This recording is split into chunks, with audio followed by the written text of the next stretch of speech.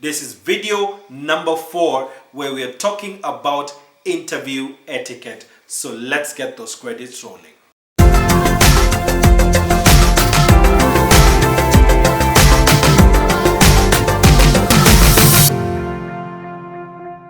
We've talked about how to write the perfect CV, and because of the hard work that you've put in, now you have gotten an email or a call or even an SMS that you have been invited for the interview. And I know right now butterflies are in your stomach wondering, what do I do to make sure that I pass this interview? So this video will be able to help you with 8 tips that you can be able to make use of that will make sure that your interview runs smoothly. So join me on the journey. Be on time. If your interview says it begins at 9, believe me, you need to be there earlier. You know how far you stay. You know the kind of traffic that is there from your home to wherever you will be going to. So wake up extra early so that you're a bit more relaxed, and then you can even get to the interview place around half an hour before your scheduled time, because you want to show that you actually value the time of your future employer. So arrive on time, because that will also allow you to relax. You can read a magazine or read the paper or read a book. I would prefer that you read a book so that it also shows that you're serious. So pick a book like this one.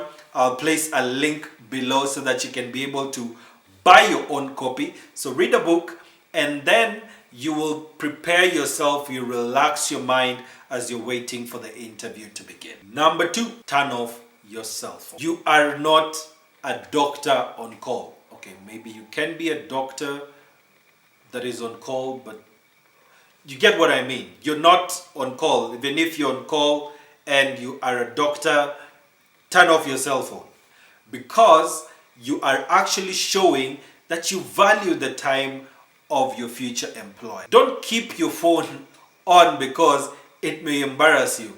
One of your friends may be calling you, and then some weird ringtone starts blabbing in the middle of you giving the biggest presentation of your life, and then you lose your job because the song that you're playing on your ringtone is offensive, or it is some weird thing that does not look like you.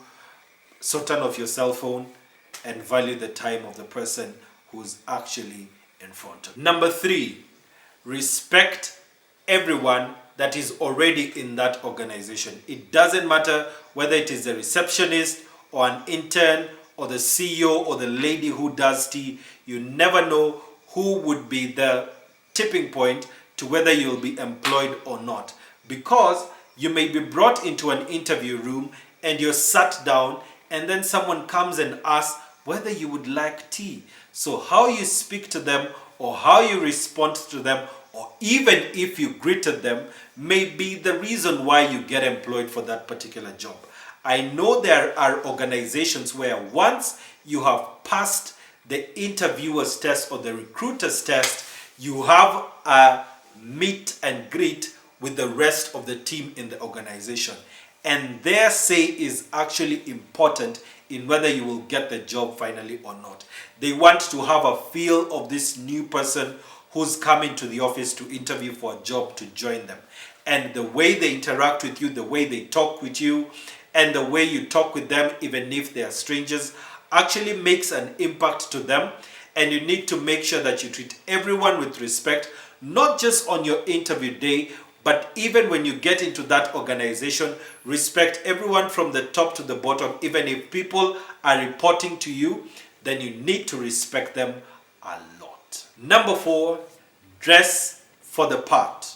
If you're interviewing in a business-oriented organization, be smartly dressed, have your grooming on point. Make sure that you're not clashing colors. This is not the day for color blocking. This is not the day for the funny colored ties that you usually have for Fridays. Make sure that you actually make a good impression with the way that you are dressed.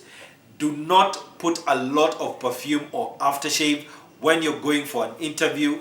Go easy on the makeup as a lady, because you want to appear as approachable as possible. Don't go to the salon and get a funky hairstyle before that particular interview.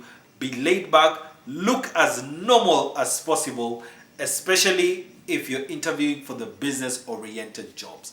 There are those jobs that require you to be unique. Then you can do those things for those particular jobs.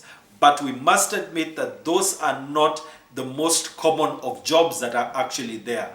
Most of them may require that you come dressed well. Do not wear a t-shirt or a polo shirt that has a label of a football club in the UK. Do not have slippers or flip-flops or open shoes coming for an interview, or you come with a hat and you're interviewing for a business position. Come dressed the way you want to be addressed. Be handy with your handshake. Be firm with your handshake. Don't make a handshake that is too light or too heavy. Just show that you're confident. Acknowledge the person who you are actually shaking their hand. Even if you do not know their name, respond by telling them, "Hi, my name is so and so." And if they tell you their name, respond by saying, "It's a pleasure to meet you," and actually mean it, and look at them and nod and mean it, and repeat their name to them. "It's awesome to meet you, Mr. So-and-so, Miss So-and-so, Mrs. So-and-so," and acknowledge each one of them who is in that room with you. Have a presence. When you get into the room, let everyone notice that you are in the room. Carry yourself with confidence. Smile when you need to. Be serious when you need to. Articulate your words with good diction. Don't rush over the words that you are actually saying. If you are explaining something, take time to explain yourself. Don't be too slow when you're speaking, but be very clear and audible, so that the person that you're speaking to will see that you're confident in the things that you're saying, and that you're being truthful with the information that you are actually giving them. Look at the person who's asking you a question, and when you're answering it, the first person that you should answer it to is the same person who asked you that question, because originally you are having a conversation with them. But also look at other members of the panel if they're there, and speak to them as well, and tell them about the answer that you have, and answer every single thing truthfully. Number 7, say thank you. More than once, if possible. Now, thank you tells the person who is your potential employer that you actually value the time they have taken out of their time to interact with you and to hear more about you. I know that they need you in the organization, but as well, show them that their effort in that particular interview was actually important, because it is possible that your employer is employing for the very first time. They may not even know how to act in an interview. So for you, when you say thank you, do it twice if you can. And as you speak to them, speak with confidence and acknowledge the great work that they're doing. Bonus tip for you is to make sure that you reach back to your recruiter after the interview. What you're saying, thank you. Again, because of taking the time to interview you. Whatever thing they tell you about the job that you had applied for is not a problem. Whether they pick you or not is not an issue. Acknowledge them again, either in an email or a handwritten note. It can be to every single person who actually interviewed you. If you remember their names, make sure that you say a thank you to them.